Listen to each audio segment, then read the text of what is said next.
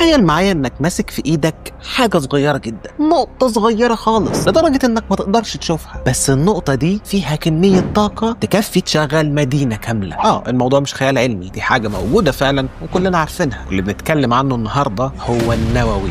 كلنا نعرف ايه هو النووي، يمكن من واحنا اطفال كمان اتليست سمعنا عنه، والنووي بيمثل لنا انه دايما مرتبط بس عمرك سألت نفسك هو ايه اصلا النووي ده وبيتصنع ازاي؟ انا ممكن اصنعه على الضيق عندي كده في البيت، ممكن ماما تعمله لي في البيت. ازاي بيتصنع ومين اللي اكتشفه وازاي تحول من اكتشاف عظيم لحاجة مرعبة بترعبك بس مجرد ما تسمع اسمها، لان البشر استخدموها بشكل تاني خالص. في الفيديو ده هنعرف هو ايه فعلا النووي وقصته، من اول معمل بسيط في المانيا لغاية التجارب في الصحراء وانفجارات غيرت شكل العالم. بعد ما تشوف الفيديو ده نظرتك للعالم هتختلف، لانك فعلا هتعرف معلومات صادمة انت ما كنتش تعرف عنها اي حاجة قبل كده.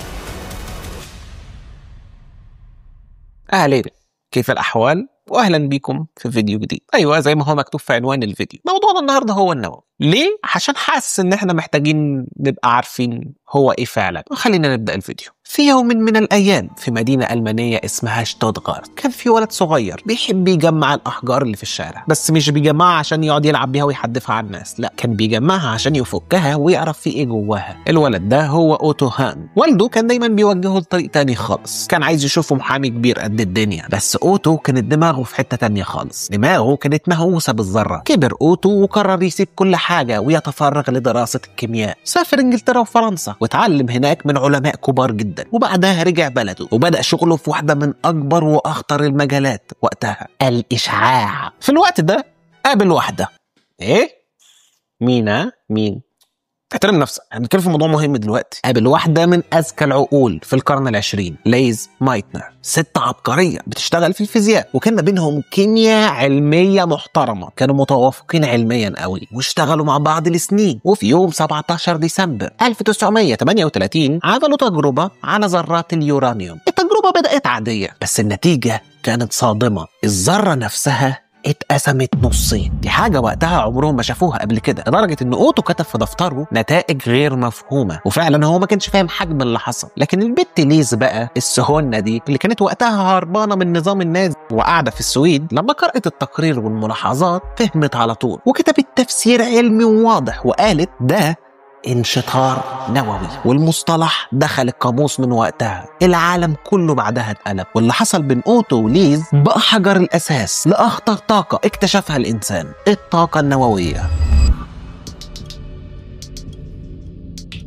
طب قبل ما اخش في اللي جاي، عشان تكون فاهم معايا التفاصيل اللي هيحصل، لازم افهمك حاجه اساسيه مهم جدا تعرفها، لانك بتسمع المصطلح ده كتير في الاخبار. تخصيب اليورانيوم. يعني ايه تخصيب اليورانيوم؟ اليورانيوم الطبيعي اللي بيستخرج من الارض فيه نوعين اساسيين، يورانيوم 238 وده بيمثل حوالي 99.3%، والنوع الثاني يورانيوم 235 وده بيمثل حوالي 0.7% بس. اللي يهمنا في الطاقه النوويه هو النوع الثاني اليورانيوم 235، لان هو اللي ممكن ينشطر بسهولة ويولد طاقة، بس المشكلة انه نادر جدا في الخام الطبيعي، عشان كده لازم يتخصب. تخصيب اليورانيوم معناها ان بنزود نسبة اليورانيوم 235 عن الطبيعي. لما النسبة بتزيد وتوصل من 3 ل 5% ده بيستخدم في محطات الكهرباء النووية، ولو عدت 20% ده بيسمى تخصيب عالي، ولو وصلت 90% او اكتر هنا بنتكلم عن مستوى بيستخدم في تصنيع بيو. يعني ببساطة كل ما النسبة تعلى الطاقة المحتملة بتزيد، والاحتمال انك توصل لقوة تدميرية بيزيد، والعملية دي معقدة جدا وبتحتاج أجهزة ضخمة، والرقابة عليها بتبقى مشددة جدا من الوكالة الدولية للطاقة الذرية. نرجع لموضوعنا، اللي حصل بعد كده ان الدول كلها بدأت تهتم بالاكتشاف ده. العلماء لقوا ان لما الذرة بتنقسم مش بس بيخرج طاقة ضخمة، لكن كمان بيخرج نيوترونات تانية ممكن تضرب ذرات تانية وتبدأ تفاعل متسلسل. يعني لو عندك كمية كافية ممكن تعمل انفجار ضخم، وده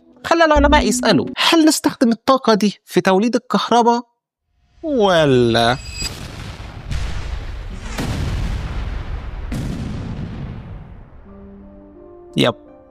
للأسف مع الحرب العالمية الاتجاه راح للناحية التانية. سنة 1942 الحكومة الأمريكية قررت تبدأ مشروع ضخم جدا سموه مشروع مانهاتن، والمشروع ده كان سري جدا وشارك فيه أكتر من 130 ألف شخص من علماء ومهندسين وعمال، وكان ما بينهم أسماء كبيرة جدا زي روبرت أوبنهايمر. أيوه اوبنهايمر. ايوه اوبنهايمر هو. الفكره كانت ازاي يجمعوا كميه كافيه من اليورانيوم والبلوتونيوم ويعملوا تفاعل متسلسل يؤدي الى انفجار. التجارب اتعملت في صحراء نيفادا ونيو مكسيكو، وكانت السريه على اعلى مستوى. حتى العمال نفسهم كانوا بيشتغلوا من غير ما يكونوا عارفين هم بيشتغلوا على ايه اصلا. وفي يوم 16 يوليو 1945 حصل اول تفجير نووي في التاريخ.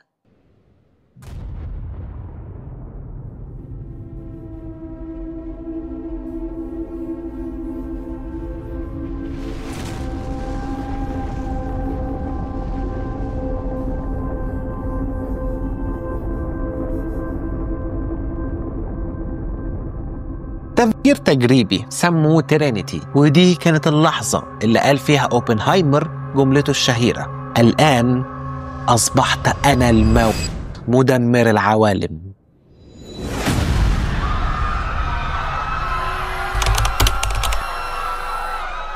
واحنا دلوقتي في اليابان.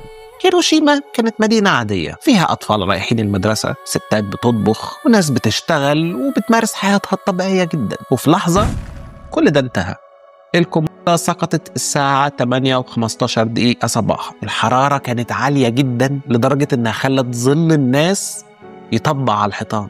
مات حوالي 140 ألف شخص في هيروشيما و70 ألف في ناجازاكي، غير طبعا اللي تأثروا بعدها بالإشعاع. ولو انت قرأت عن الموضوع أو شفت أفلام أو دوكيومنتريز، فمهما هنتكلم ده مش هيوصف بشاعة الوضع. اللي حصل ده خلى العالم كله يصحى. لأول مرة في التاريخ البشرية شافت بعينيها أداة قادرة تدمر مدينة كاملة خلال ثانية، وده بسبب موجة رعب عالمية. وبدأت الناس تسأل: هو ده المستقبل؟ هو ده المستقبل اللي مستنينا؟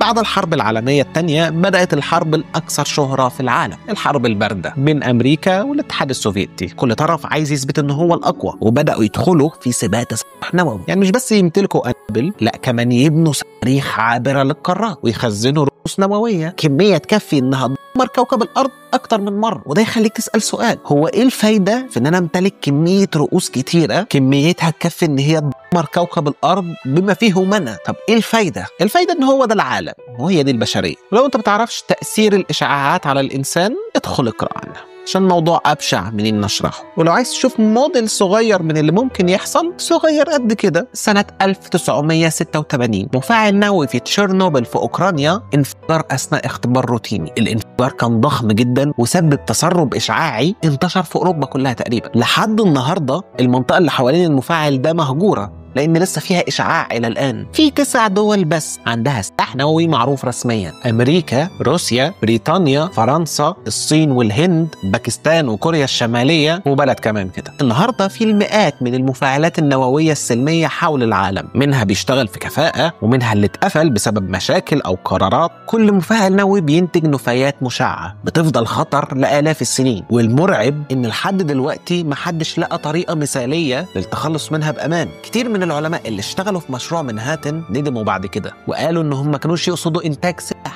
اوبنهايمر نفسه عاش بقية حياته حاسس بالذنب. فكرة ان الموضوع في الاساس كان ليه جانب ايجابي، زي مثلا العلاج الاشعاعي بيعتمد على نويدات مشعة عشان تقتل الخلايا السرطانية. التكنولوجيا دي انقذت ملايين من الناس. في افلام كتير تناولت فكرة النووي واللي انصحك بشدة انك تشوفها، زي اوبنهايمر وذا داي افتر. الافلام دي اللي دايما بتحاول تحذرنا من القوة اللي في ايد البشر. من بعد الحرب العالمية الثانية فكرة نهاية العالم بسبب نووي بقت جزء من خيال الناس. في ناس دايما بتخزن اكل، بيبنوا تحت الارض تحسبا لاي ضربه. فكره نهايه العالم بقت بالنسبه لنا كلنا كبشر شيء ممكن يحصل في اي لحظه. مش مستنيين يحصل حاجات كتيره عشان العالم ينتهي. ان ممكن غلطه شخص واحد او بلد واحده من اللي عندهم النووي تنهي الكوكب كله في دقائق. فكره ان احنا متاكدين من ده علميا وواقعيا خلت البشر كلهم مرعوبين ومستنيين نهايه العالم في اي لحظه. محدش عارف هو ممكن ينتهي امتى. القصة دي مش بس عن علم، دي عن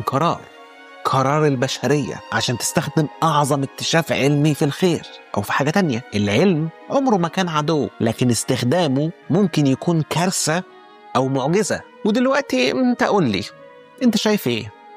انت حاسس بايه؟ احكي لي. انت شايف ان العالم اتعلم من اللي حصل قبل كده ولا لسه؟ اكتبوا لي في الكومنتات، خلونا نتناقش شوية. هو ده كان الفيديو النهارده. اتمنى يكون الفيديو عجبكم. تنساش لو عجبك الفيديو تنزل تعمل اشتراك في القناه وتفعل جرس التنبيهات عشان كل ما انزل فيديو جديد يجي لك اشعار. ويا ريت كمان تعمل لايك عشان تحمسني وتحفزني ان انا اعمل فيديوهات اكتر اذا عشنا والعالم ما انتهاش. وفي حاله ان العالم ما انتهاش، ده الانستجرام بتاعي، بنزل هناك محتوى مختلف تماما عن اللي بنزله هنا في القناه. اتاكد انك عامل لي فولو هناك، سيب لكم اللينك تحت في اول كومنت. يب that's it. هشوفكم في حلقة قادمة. See you later.